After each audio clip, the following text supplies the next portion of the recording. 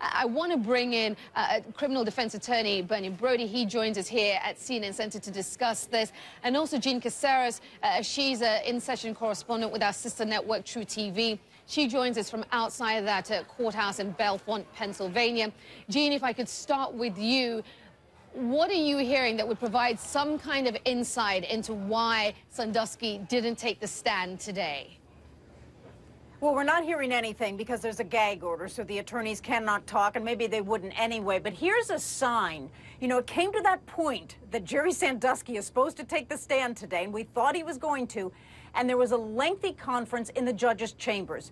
And this is very well what they could have been discussing. The defense would want a very limited examination of Jerry Sandusky, so the prosecution, the Commonwealth of Pennsylvania, wouldn't get to ask him many questions because they had some NBC interview snippets they wanted to air and probably voluminous questions on everything. And all, the defense must not have liked what they thought the prospect would be, and he did not testify. All right, Jean, stand by for us, because I want to turn to Bernie at this point. Bernie, you know, we're all trying to piece why Sandusky didn't take the stand, trying to read this decision. How are you reading it as a criminal defense attorney? Well, Aisha, from a criminal defense attorney standpoint, I think it was a good strategic move. It was fairly evident to anybody who's seen his interviews with Bob Costas and others, he has a real hard time answering questions. And from a defense attorney standpoint, you never put a witness on the stand who may hurt your chances of winning, even if it includes your client. So the right move, in your opinion? Right, and that's what I've been saying all along. I was in the minority. Okay. Jean, to turn back to you for a moment, another development on this day, that a juror was replaced. What can you tell us about that? That's right. She was so sick, she couldn't come to court today, juror number 6. Here is why this is significant. She was one of the very few jurors that had no contacts with Penn State University. The juror that replaced her is a Penn State graduate in human development. And so now, ultimately, almost all of the jurors have a Penn State University connection. Who will this fare better for? No telling. Jean, Thursday, the expectation is that the jurors will get this case. Closing arguments tomorrow. What are your expectations? What do you expect to hear in court from both sides?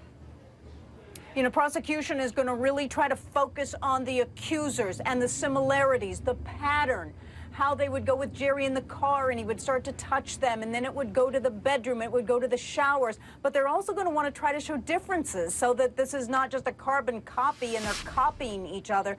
The defense is going to want to focus on that the accusers aren't telling the truth. They've been pushed to say this. But also the man that these jurors remember Jerry Sandusky to be. He's a pillar of this small town in America. He was a pillar at Penn State University. He's a public figure. He founded a charity. They're going to say, remember all the good he did for others. Somebody like him just wouldn't do this. All right, Jean, appreciate it. Thank you. Bernie, let's dig a little deeper into all of this and the criminal defense strategy here. What was it, in your view? What was the strategy?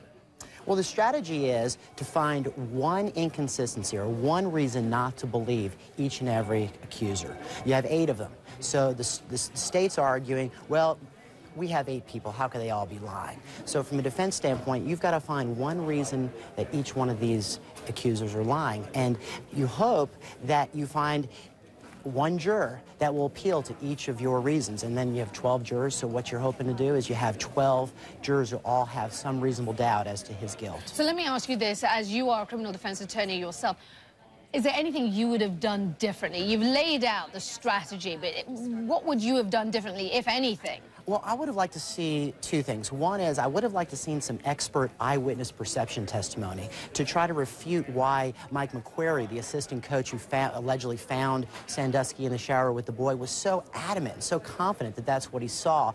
There are experts that clearly would have been able to show that he may not have seen any of that, that it may have just been his bias towards Sandusky or just basically the circumstances surrounding the situation that influenced his perception, influenced what he told everybody.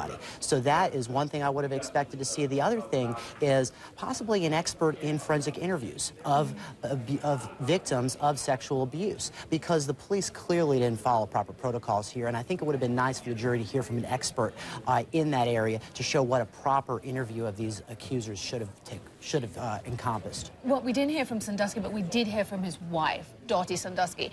How critical was that? I mean, what do you think she brought to this case? Very critical, actually even more critical than Jerry Sandusky not testifying. If she didn't testify, the jury would have been wondering, what is she trying to hide? Whereas the defendant has a constitutional right not to testify.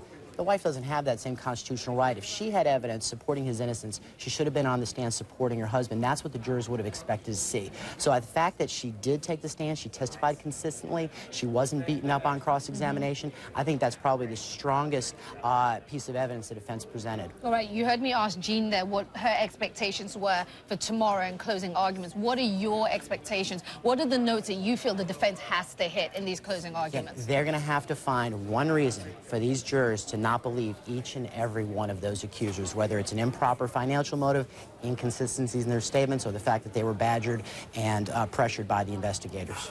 Do you think that they still have a shot of getting Sandusky off these charges very quickly? I do. I mean, from everything you've heard. I do, and you have to remember where they're trying the case. In a small town that's supported by this very large state university, he's a local hero. He's going to be a very tough person to convict. Okay. Bernie Brody, fascinating insight. Really appreciate you coming in to speak to us. Thanks for having me. Thank you so much. Thank you very much. You're watching